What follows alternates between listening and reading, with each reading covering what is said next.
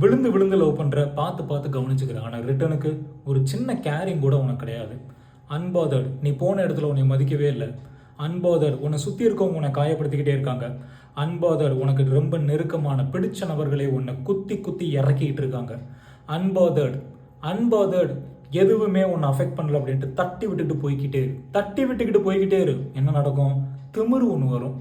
ஒரு திமிரு ஒன்று வரும். நான் பண்ணி காட்டுறேன்டா அப்படிங்கிற அந்த ஒரு திமிரு, யார் உன்னை இறக்குனாங்களோ அவங்க முன்னாடி எப்படியாச்சும் வந்து காட்டணும் அப்படிங்கிற அந்த ஒரு திமிரு ஒன்று வரும். அந்த திமிரு வரும்போது உன் முன்னாடி இருக்கிற அந்த டாஸ்க்கை பர்ஃபெக்டாக பண்ணி முடிப்பேன். அது உன்னுடைய ஹாபியாக இருக்கலாம், அல்லது கரியராக இருக்கலாம், இல்லை பிஸ்னஸாக இருக்கலாம், இல்லை உன்னையவே மெருகேற்றக்கூடிய ஒரு விஷயமா இருக்கலாம். டிட்டர்மினேஷன், அந்த திமிரு வரும்போது தான் அந்த டிட்டர்மினேஷன், ஃபோக்கஸ் எல்லாமே சேர்ந்து வரும். நான் ஜெயிச்சு காட்டுறேன் அப்படிங்கிற அந்த ஒரு டிட்டர்மினேஷன், அந்த டிட்டர்மினேஷனை எடுத்துகிட்டு போ.